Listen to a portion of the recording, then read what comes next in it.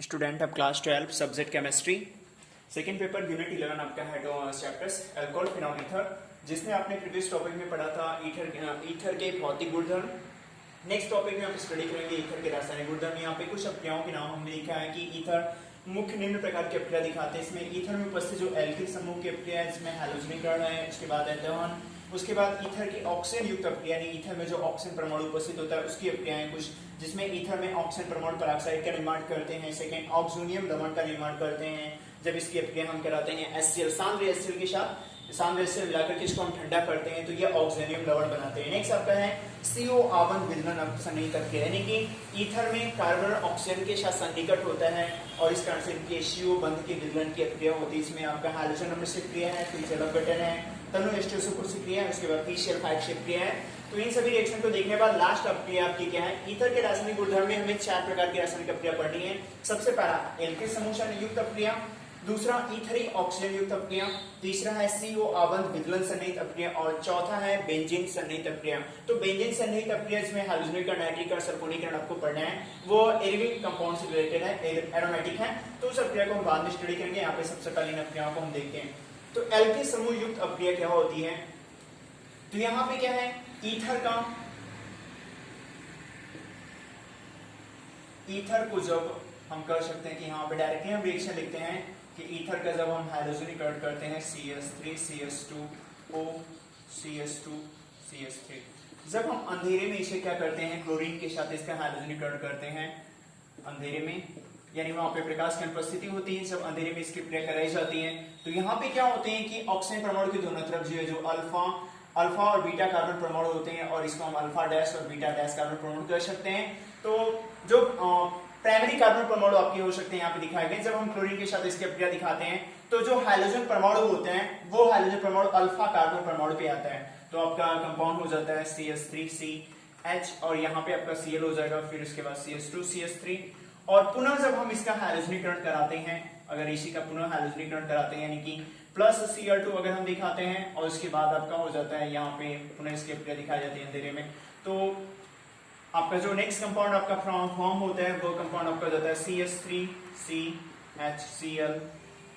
Sorry यहाँ पे O भी रहेगा आपका, उसके बाद OCHCl, उसके बाद आपका हो जाएगा CS3। तो ये आपके क्या होते हैं? कंपाउंड फॉर्म होते हैं। जब हम क्या करते हैं कि यहाँ पे आप देख सकते हैं कि ये जो कंपाउंड आपका है ये, इसको हम एक भी लिख सकते हैं आप C2H5O C2H5 भी लिख सकते हैं, अर्थात ये आपका कंपाउंड है क्या, एथॉक्सी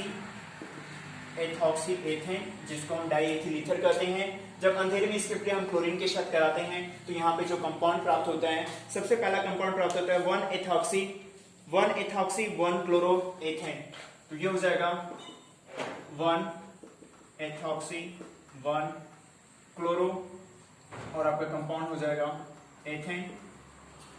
उसके बाद सेकेंड नंबर पे आपका हो जाएगा इस कंपाउंड से होगा 1 आपका होगा 1, उसके बाद हो जाएगा 1 क्लोरो एथॉक्सी 1 क्लोरोएथॉक्सी 1 क्लोरोएथॉक्सी 1 क्लोरो आपका हो जाएगा एथेन। तो ये आपका कंपाउंड फॉर्म हो जाएगा, ये आपका रिएक्शन हो गया। और नेक्स्ट अपक्रिया आपकी क्या है? दहन की अपक्रिया है। जब हम ईथर का दहन करते हैं तो ईथर का दहन करने पे हमें कार्बन डाइऑक्साइड और उसके साथ साथ में आपका H2O प्राप्त होता है। तो चलिए हम इस अपक्रिया को देखते हैं। C2H5O C2H5, जब इसका हम दहन करते हैं ऑक्सीजन के साथ इसकी अपक्रिया दिखाई जाती है और ऑक्सीजन आपका होता है यहाँ पे 6 भाग ऑक्सीजन होता है। जब ये रिएक्ट करता है तो यहाँ पे 4CO2 प्लस आपका 5H2O बनता है। तो ये है आपका डाईएथिल ईथर। डाईएथिल ईथर का जब हम दहन करते हैं ऑक्सीजन के साथ इसकी अपक्रिया कराते हैं तो हमें कार्बन डाइऑक्साइड और जल प्राप्त होता है। तो ये ईथर की दहन अपक्रिया जो कि एल्किल समूह सन्निहित अपक्रिया होती है। नेक्स्ट आपका क्या है? ईथर ऑक्सीजन युक्त अपक्रिया, यानी ईथर का जब हम ऑक्सीजन युक्त अपक्रिया कराते हैं तो यहाँ पे वो पेरोक्साइड बनाते हैं। चलिए हम देखते हैं कैसे पेरोक्साइड का निर्माण करते हैं। C2H5O यहाँ पे हो गया क्या, C2H5, जब इसकी अपक्रिया हम कराते हैं हाफ O2 यानी कि Y की बहुत कम मात्रा के साथ कराते हैं तो यहाँ पे ये फॉर्म क्या करते हैं, C2H5O C2H5 और यहाँ पे आपका ये फॉर्म होता है। तो ये आपका जो कंपाउंड बनता है, ये आपका कंपाउंड क्या होता है, पराक्साइड फॉर्म होता है। तो ये आपका नेक्स्ट स्ट्रक्चर हो गया और पराक्साइड बन गया आपका। उसके बाद फिर क्या होता है नेक्स्ट, ऑक्सोनियम लवण। नेक्स्ट अभिक्रिया आपकी क्या है, ये है आपका ईथर, एथॉक्सी एथेन या डाइएथिल ईथर आप इसको कर सकते हैं। ऑक्सोनियम लवण का निर्माण किस प्रकार से होता है, ऑक्सोनियम लवण की अभिक्रिया देकर के दिखाया गया जैसा कि ईथर की अभिक्रिया हम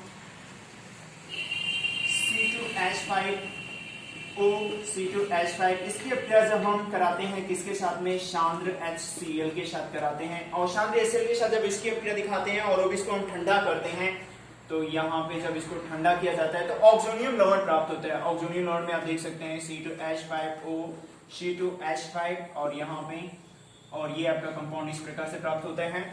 इसके साथ में आपका बनता है C2H5 और ये पॉजिटिव, और इसके बाद क्या हो जाएगा, इस पे Cl पे नेगेटिव चार्ज आपका फॉर्म होता है। तो ये जो कंपाउंड आपका फॉर्म हुआ, ये डाइएथिल ईथर की अभिक्रिया जब हम सांद्र H2SO4 के साथ करा करके इसको जब हम ठंडा करते हैं, उसके विलयन को सांद्र एसिड मिलाकर उसे जब ठंडा करते हैं तो हमें ऑक्सोनियम लवण प्राप्त होता है। और ये ऑक्सोनियम लवण आपको होता है डाइएथिल ऑक्सोनियम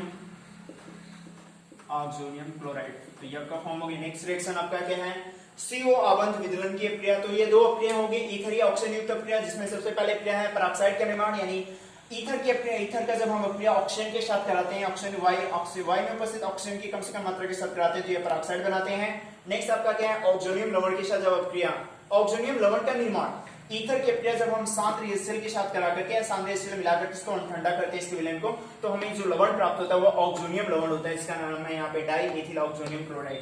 नेक्स्ट अभिक्रिया क्या है, CO आबंध विदलन संयुक्त अभिक्रिया। इसमें क्या होता है कि ईथर में आपका CO कार्बन ऑक्सीजन आबंध जुड़ा होता है, ऑक्सीजन के साथ में निकट में कार्बन परमाणु भी जुड़ा होता है, तो इसकी अभिक्रियाएं होती हैं। तो इसमें आपका देखिए दिया है क्या, सबसे पहले इसकी अभिक्रिया दिखाते हैं C2H5OH C2H5। यहाँ पे जब हम इसकी अभिक्रिया कराते हैं क्या HCl के साथ में, अगर हम इसको ठंडे में इसकी अभिक्रिया दिखाते हैं तो यहाँ पे सबसे पहला जो कंपाउंड आपका फॉर्म होता है वो फॉर्म होता है C2H5Cl और प्लस C2H5OH। तो यहाँ पे क्या है, ठंडे में ये अभिक्रिया दिखाई जा रही है आपकी डाइएथिल ईथर। इसकी अभिक्रिया हम जब HCl के साथ कराते हैं तो HCl मिलाकर के इसको जब हम ठंडा करते हैं तो हमें यहाँ पे प्राप्त होता है, सबसे पहला कंपाउंड जो प्राप्त होता है आपका वो है एथिल क्लोराइड। उसके बाद होता है आपका जो कंपाउंड फॉर्म होता है वो है एथिल अल्कोहल। नेक्स्ट अभिक्रिया क्या है, जल अपघटन। जल अपघटन आपका देकर के दिखाया गया है। जल अपघटन की अभिक्रिया जो है नेक्स्ट, जब हम इसका जल अपघटन करते हैं तो एथिल अल्कोहल और मेथिल अल्कोहल प्राप्त होता है। तो चलिए हम देखते हैं नेक्स्ट रिएक्शन CH3O C2H5। जब हम इसका जल अपघटन कराते हैं, यहाँ पे जल अपघटन कराने पर यहाँ पे आपको फॉर्म क्या हो जाता है, CH3OH प्लस C2H5OH। तो यहाँ पे बनता है यह आपका क्या, मेथिल अल्कोहल और उसके बाद ये बनता है आपका फॉर्म करता है क्या, एथिल अल्कोहल। नेक्स्ट अभिक्रिया क्या है, तनु H2SO4 से क्रिया। तनु H2SO4 से क्रिया, चलिए हम देखते हैं यहाँ पे क्या बनाता है, CH3O C2H5 प्लस, जब हम इसकी अभिक्रिया H2SO4 के साथ दिखाते हैं तो यहाँ पे बन जाता है क्या, 2C2H5OH। ये आपका देकर दिखाया गया। जल की उपस्थिति में जब अभिक्रिया तनु H2SO4 के साथ कराते हैं तो एथिल या आपका क्या डाइमेथिल ईथर जो है आपका बना लेते हैं C2। यहाँ पे हम कर सकते हैं क्या, CH3 की जगह पे आप रख सकते हैं C2H5O। तो डाइएथिल ईथर की अभिक्रिया हम H2SO4 के साथ कराते हैं तो यहाँ पे बन जाता है क्या, एथिल अल्कोहल। ये जो आपका कंपाउंड है एथिल अल्कोहल, जिसका आयोडीन नाम क्या हो जाएगा, एथेनॉल हो जाएगा। तो ये नेक्स्ट अभिक्रिया आपकी है। नेक्स्ट अभिक्रिया क्या है, PCl5 के साथ अभिक्रिया। डाइएथिल ईथर जब PCl5 के साथ अभिक्रिया करता है तो वहां पे क्या बनाता है, तो चले देखते हैं हम लोग। अब ये रिएक्शन आपको देके दिखाया गया C2H5O C2H5 plus PCl5 phosphorus pentachloride. यहाँ पे PCl5 के साथ अभिक्रिया दिखानी है तो डाइएथिल ईथर PCl5 के साथ रिएक्ट करते हैं तो आपका बनता है 2C2H5Cl। उसके साथ में आपको बन जाता है जो कंपाउंड है POCl3।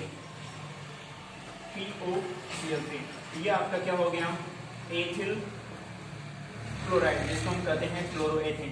तो ये आपके क्या हो गए, मुख्य रासायनिक अभिक्रिया होंगे ईथर के रासायनिक गुणधर्म की। सबसे पहले अभिक्रिया एल्की समूह युक्त अभिक्रिया, इसमें हाइड्रोजनीकरण है और उसके बाद दहन है। हैलोजनीकरण में आपका जो कंपाउंड बनता है 1 एथॉक्सी क्लोरो फर्स्ट क्लोरोएथेन, या तो 1 क्लोरोएथेन आपका बनता है यहाँ पे। उसके बाद सेकेंड अपक्रिया क्या है, द ईथर की ऑक्सीजन युक्त अपक्रिया।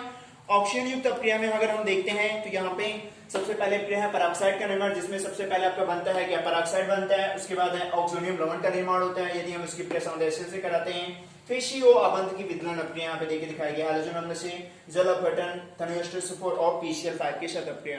तो यहाँ पे आपका हैलोजनीकरण की अपक्रिया में 1 क्लोरो एथॉक्सी यहाँ पे होगा, 1 क्लोरो एथॉक्सी नाम में 1 क्लोरो, इस जगह पे नाम में थोड़ा सा करेक्शन आप कर लेंगे, ये हो जाएगा आपका क्या, एथॉक्सी होगा। उसके बाद बाकी सभी सही यहाँ पे टॉपिक में आपके। तो ये इसके बाद का नेक्स्ट टॉपिक आपका बेंजीन सन्निहित अपक्रिया नेक्स्ट पार्ट में आपको सेंड किया जाएगा। Thanks to all of you.